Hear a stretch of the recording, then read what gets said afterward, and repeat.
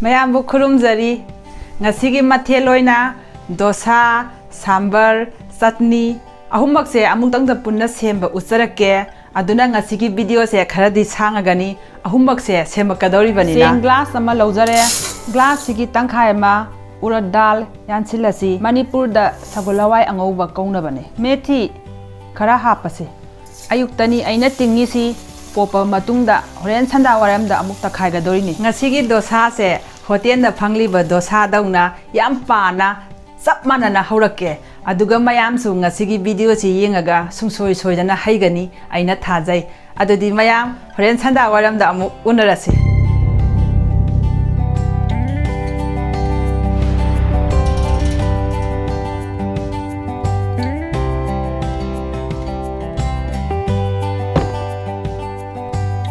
Nasai tingkhiba senga hawai ga duni phajana popamme takhai ba yarani takhai dringai sida sak khara su hapjinsi sak sina dosa gi manung se elastic kumain ta hondoini tholandoini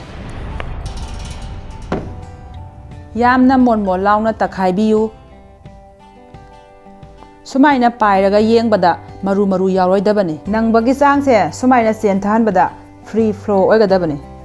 karigumba nangboi khalagadi asigi matang sida ising khara hapaga phajana mix tawbiram asigi makhum ama kupsilaga ahing ama thamdoini phajana ferment ta hondoini pumthandoini mayam freeze ki manungda di thambiganu haujikti nongale dosa haudingai mangda sambar hana thongdo orase arhar dal khara laurase manipur da mairong bigi hawai haina khangnabani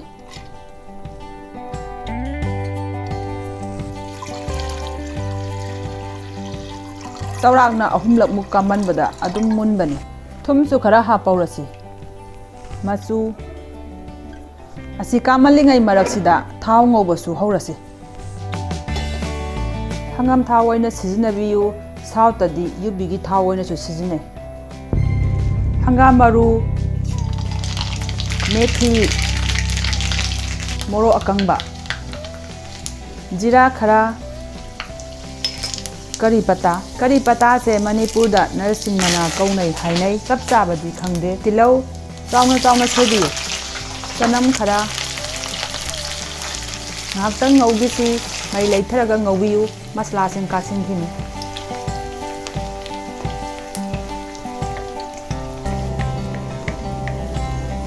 insang sing chu hapchilasi khamen asinba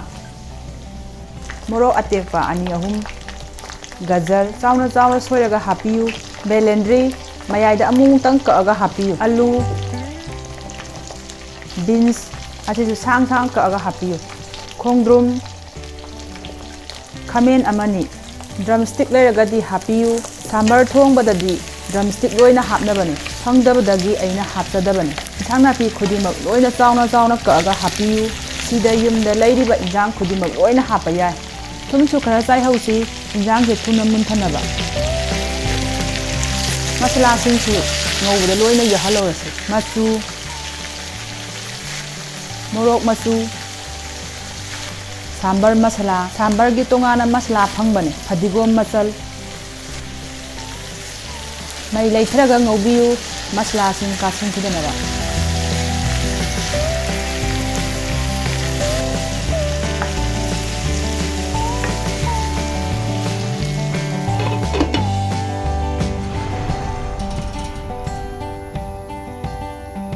Sai kamangi ba hawai duni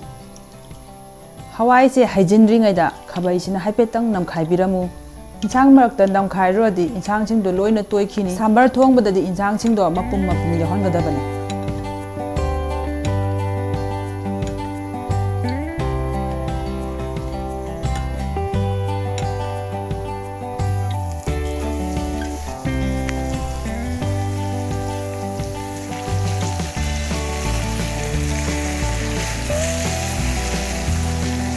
Hawai hapjingai mangda hingsu hapaura thau yeringai manungda hapadi hingje manam kanna namdabani sambar dadi hingi manam se phajana laan gadabane hawai hek haijin baga mange se hapjinbiyo khame sin ba yam ki bataragadi mange khara hanthana hapiyo mange gi asin ba se balance oihanaba chini khara hapiyu aigi di chini angangbu oina hapjarage asina mahau henbani chini angauba hapasu yai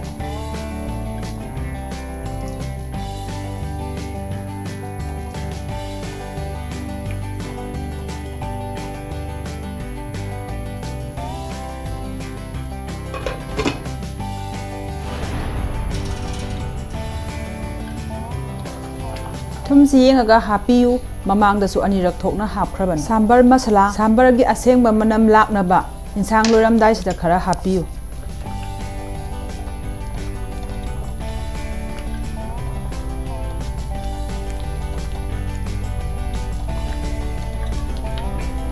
ngahaktang sawalaga insang se loisin bayarani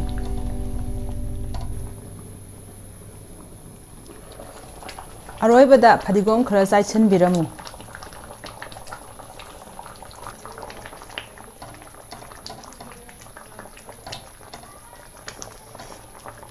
Sigi matang sida sambar thongba loijare mai muthatpa yarani dosa di minute manga da hauba yai dosa haudringai mamangda chutney su hana ready ta horasi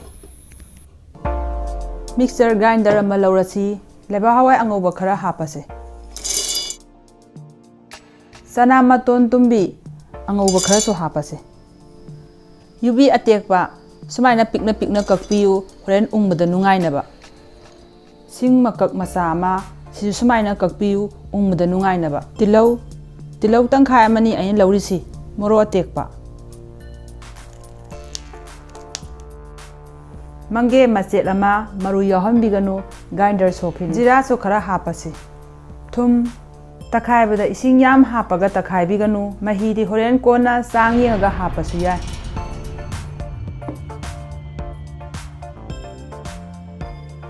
Sigi chang da mapon tana takhai biro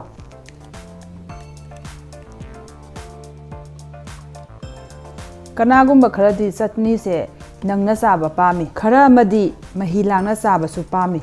nangba langbagi changdi mayangi apambagi matungin tawbiro iyada yai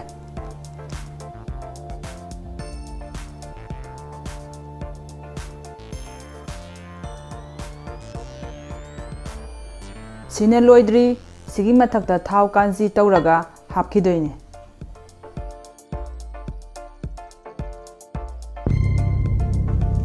hangam maru methi khara hing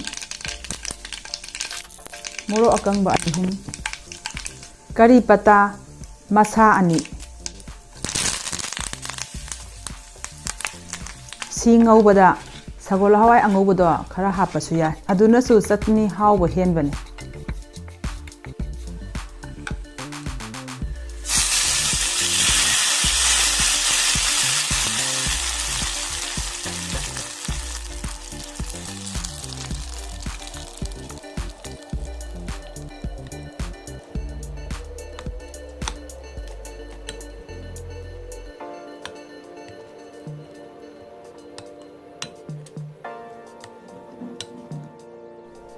Chutney su loirabanina dosa su amu haunaba taurase mayam yengbiu phajana ferment toramdra sumaina phajana kangkhatlaga lemise phajana ferment tawbagini mayam gi su sumaina tawgadabani natradi dosa do phajana taba ngamloi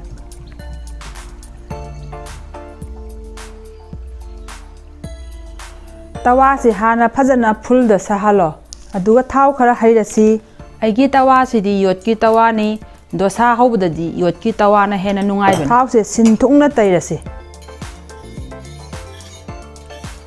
thau si tawa sigi mafam khudimak sinthung nangai tainaba hotnabiyo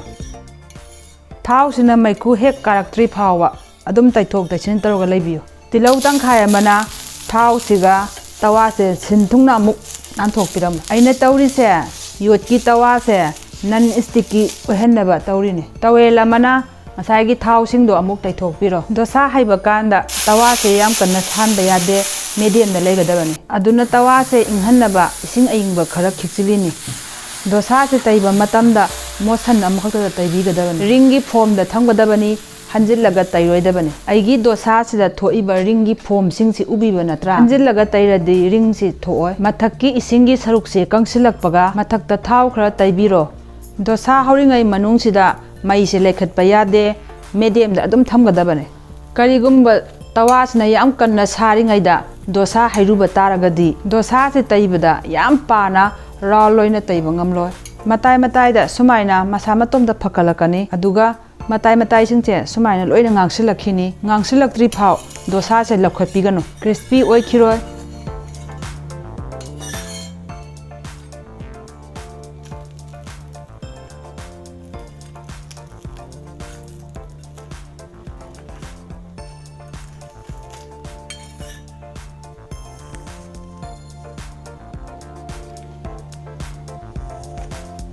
Mamangi dauna thau hana haibiro tilauna mungnan thokpiro phina mung dai thokpiro aduga dosa he haijingai mangda ising hana khupirani yot ki khangina adum saraga laibani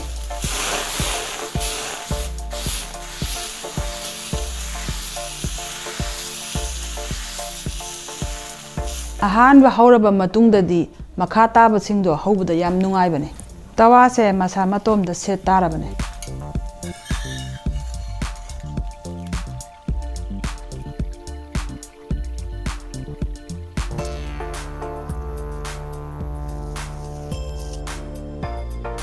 yot ki tawa da nataba non stick ki tawa da haubasu utke tawrambane video se yam sanglabanina usraktabane dosa anigi mathakta habiba dosa se non sticky tawa da hauba dosa ne adu da hauba gisu ai nongma usarake